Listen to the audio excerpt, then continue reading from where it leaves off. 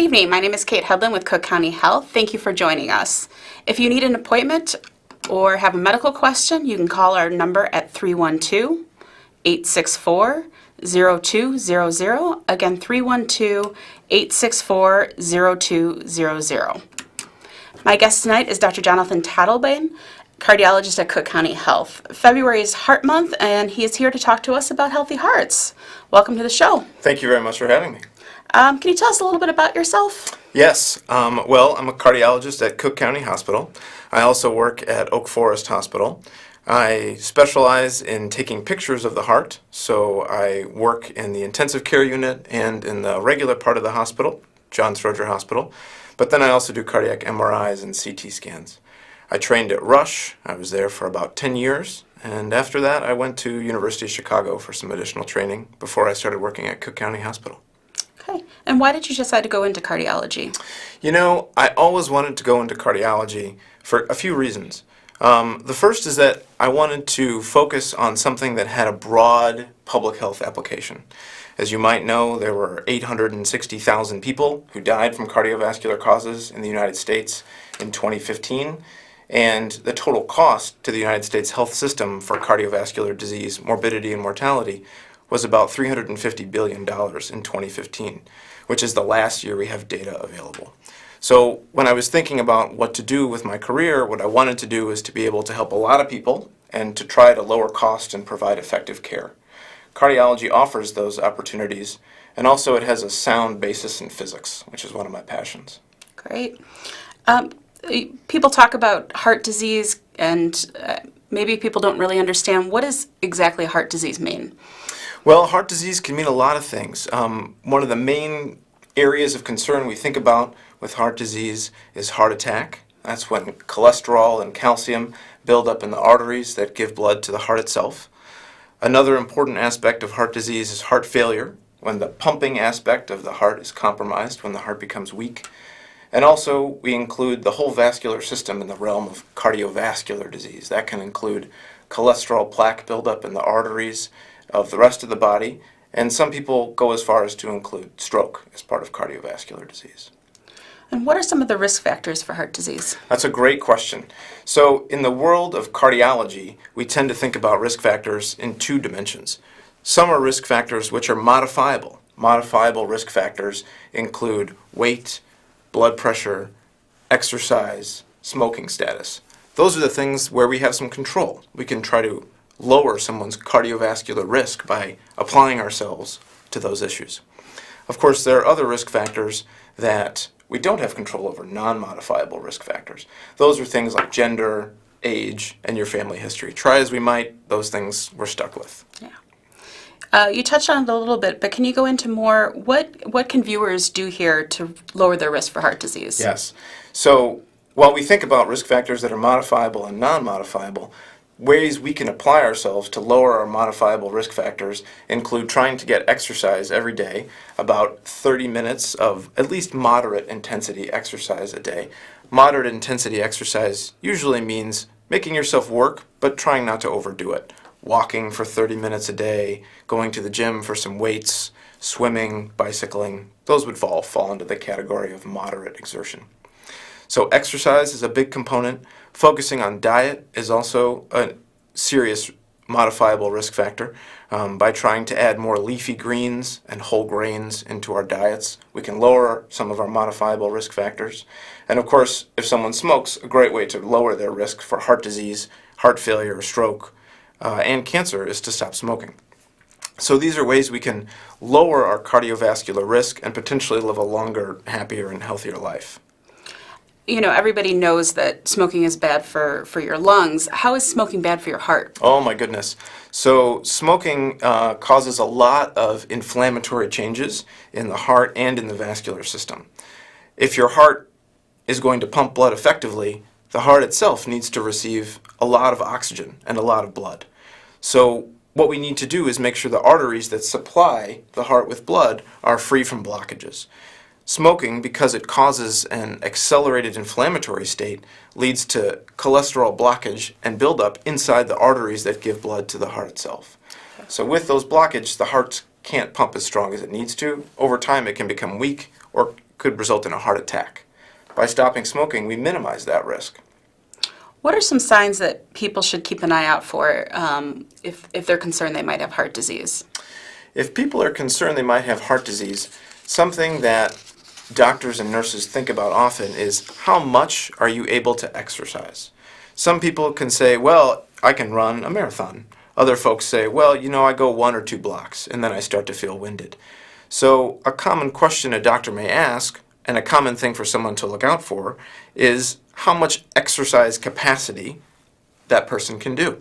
If you can walk 2, 3, maybe even more, 5 or 6 blocks, that's a good indication that your heart is able to pump effectively and to support your body with some exercise, even if it's not what most people would consider exercise, like lifting weights or doing a bicycle sort of a spin class, if you will.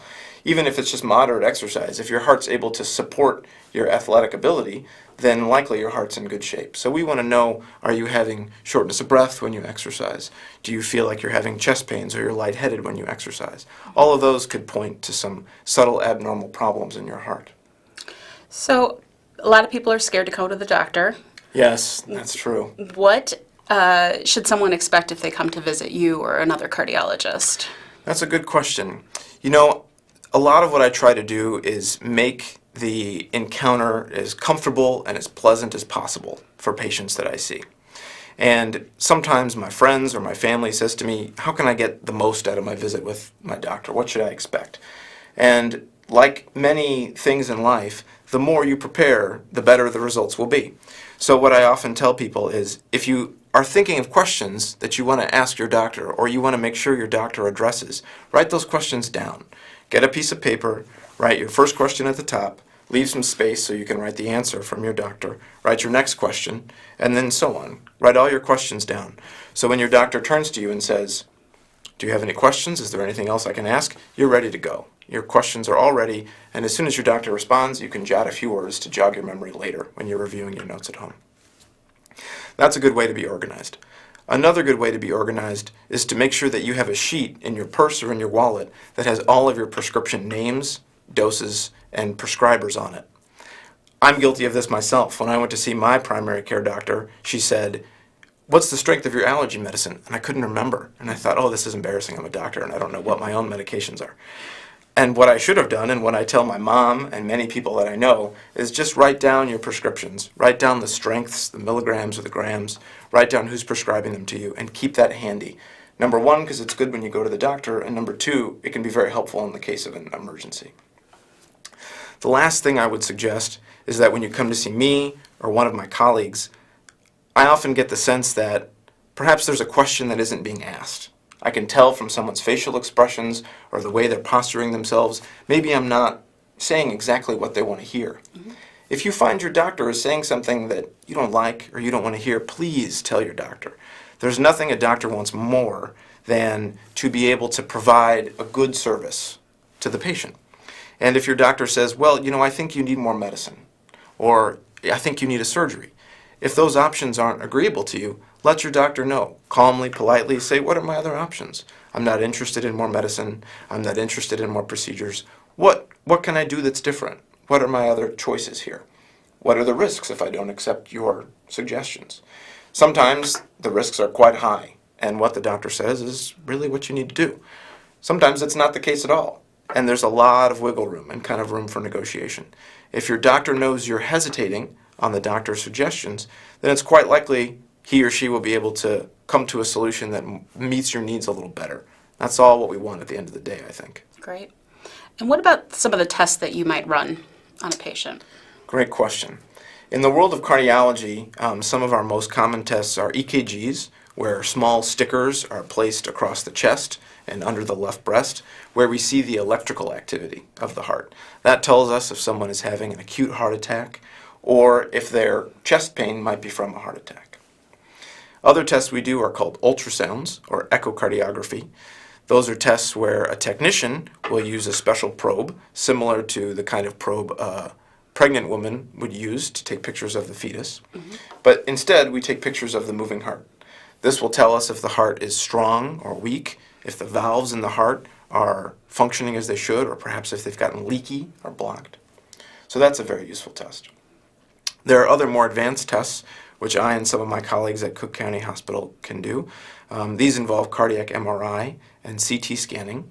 And what we do with those is try to understand either what's causing someone's heart disease in the first place, if they have a rarer disease such as amyloidosis or hypertrophic cardiomyopathy, or to understand if there, as I mentioned before, is some blockage in the heart arteries. What we would like to do is get to the bottom of why someone's feeling sick. So if they're saying, "Oh, doctor, I have chest pain," the first and foremost task I have is to understand why is that. So some of the tests we use, like MRI, echo, CT scans, those will all tell us exactly what's going on and why someone might be feeling the way they're feeling. You mentioned genetics before. How do genetics kind of play a factor in heart disease? That's another good question. So what I think genetics has a lot to offer in the world of cardiology. Oftentimes people say, how concerned should I be about my great aunt's stroke she had? And they want to know if that bears any semblance or any issue to their own health. What we are most concerned about is the health of so-called first-degree relatives. So first-degree relatives are your parents, your children, and your siblings. If your first-degree relatives have an unusual cardiac condition, or they unfortunately died at a young age, this might bear onto your own personal health. So the health of the first-degree relatives in terms of genetics is what we're primarily focused on. There are very common conditions in the world of cardiology which causes those healthcare dollars to go up and causes that morbidity and mortality to rise, unfortunately. Those are things like heart attacks and heart failure. But there are also less common heart diseases like amyloidosis, Fabry's disease, hypertrophic cardiomyopathy. If your family member, your first-degree relative, has any of those conditions, particularly that could bear onto your own health. So this ties back to your previous question about what to expect when you go to the doctor. If you know that one of your family members has a rarer cardiac condition, it's good to make a note of that on your list of questions and say, what are my risks? How does this affect my health? Going back to diet, what are, as a cardiologist, what are 3 foods that you try to avoid, and what's a good one for everybody to be making sure is part of their meal plans? You're full of excellent questions. I think one of the easiest foods to eliminate and to make yourself and your heart healthier is sugary beverages. It's a low-hanging fruit. If you are drinking soda, diet soda or sugared soda, that's a problem. It can cause your heart risk, your heart attack risk, your stroke risk, your weight, all to go up. It can negatively affect diabetes, and by eliminating that from your diet, by removing that from your diet and replacing it with something that has no sugar or sugar substitutes added, you can really improve your health. So that, I think, is my number one food to eliminate. In terms of what else to eliminate, I think processed foods and foods with added sugar are another good low-hanging fruit to eliminate. We know that foods with added sugar can cause the blood sugar to rise rather quickly after you eat them, as opposed to other foods with no added sugar or more protein. When the blood sugar doesn't spike after someone eats, the risk to overall likelihood of diabetes in the future is lower, and the benefit to the heart is greater. So processed foods and sugary foods are things to avoid. And I think also more and more as we learn about cardiology and its relationship with food, we know more and more that foods that are higher on the food chain can be more detrimental to the heart. So eliminating meat, as radical as that may sound, can go a long way if it's replaced by plant-based proteins. That can improve a lot of people's heart health. And what's something we want to add to our diet? Something to add to the diet, one of the best diets for heart health is called the Mediterranean diet. The Mediterranean diet has a foundation in leafy greens like spinach, kale, kohlrabi, collard greens. Those are very good for heart health. And additionally, there are whole grains like quinoa and brown rice. These are excellent for heart health. And finally, I think a third food to consider adding would be plant-based proteins like legumes and nuts. We've tried to make that a staple in our own house, and although it wasn't an immediate easy sell on our kids, over time it became something they grew to love. And now it's, I think, made our whole family a little healthier. Good. It looks like we have a caller. Excellent. Caller, you're on. Hello? Hi. So I had a question about shoveling snow. Now, I had already Well, I should say I had previously thought that that was a good activity that could sort of get you exercising and get you moving and keep you in shape. But I had a friend tell me recently that shoveling snow could possibly cause a heart attack or was dangerous if you had heart problems. So I just wanted to know whether or not there was any truth to that. And so what about shoveling snow can upset the heart? Thank you, caller. Well, what can be a problem for people shoveling snow has more to do with exercise if you haven't been exercising recently than it does with shoveling snow itself. If you have not been exercising for whatever reason, and then you decide to run 5 miles, that's going to tax your heart significantly. Just like it would if you started lifting weights without any training beforehand. So what often happens is that people don't exercise for a time being. There's a heavy snow. They feel, oh, I'm up for this. I haven't had some exercise in a few years, perhaps. And then they go to shovel snow aggressively, and that can cause an undue or perhaps unexpected burden on the heart. That can cause a heart attack. It doesn't necessarily have to do with the shoveling snow itself. So to answer your question a little more directly, my best advice would be to start gently and increase the amount of snow you're shoveling slowly. If you start off slow and you feel good, there's no reason why you shouldn't be able to continue. But if you start off shoveling snow and you start to feel shortness of breath, lightheadedness, chest pain, chest pressure, that's a warning sign. You should stop. You should not continue, and you should call your doctor. If the pain continues, of course, you should call an ambulance. But generally speaking, shoveling snow by itself does not pose any additional risks. Okay, thank you. You're most welcome. We're going to talk a little bit about heart attacks now. Let's talk about high blood pressure. And there's been talk about differences of the numbers. What are the numbers that people should be aiming for with their blood pressure? High blood pressure and blood pressure in general are some of my favorite things to talk about.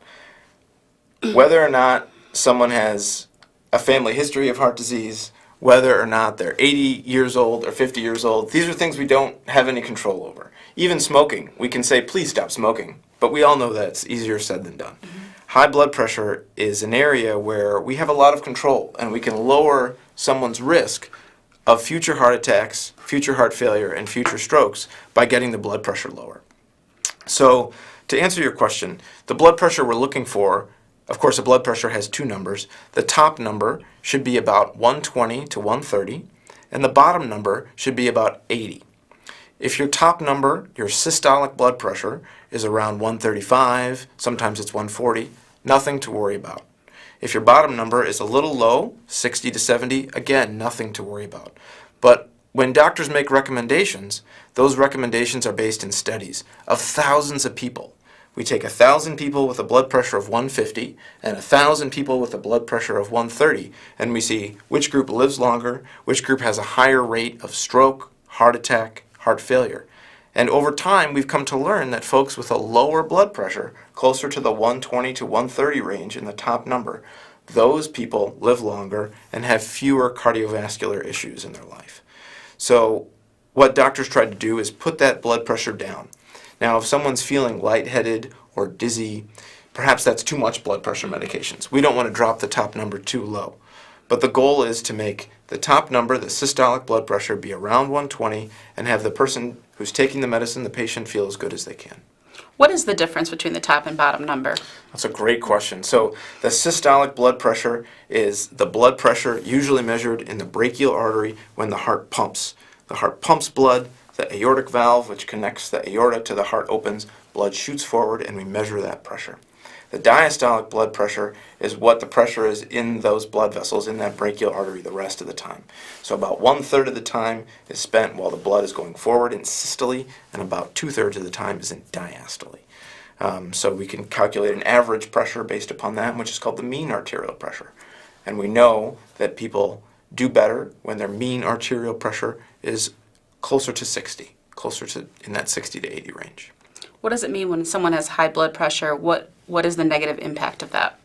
Well, the negative impact of that is that if you imagine you turn on a hose and you aim the hose at, say, some straw. If you put a lot of pressure behind the hose, you could blow that straw apart. You could make that straw scatter all over the place. If you apply less pressure at that straw, the water's going to run over it, but it's not going to explode. I went on a little bit of a funny analogy here with straw, but I think maybe the point is clear. If we have less of a pressure head hitting our arteries, all of the blood vessels in our body are a little healthier. Mm-hmm. That stress that comes from pressure is what leads to the subtle changes that in the future can cause blockages in the arteries themselves, atherosclerosis. So if the arteries are being hit with a higher degree of pressure, because the blood pressure is higher, then those inflammatory changes can take place. And when those inflammatory changes happen, that's how we allow cholesterol and calcium and plaque to build up. Over time, that's what leads to strokes. Okay. That's what leads to heart attacks. What are some small things people can do to control their blood pressure?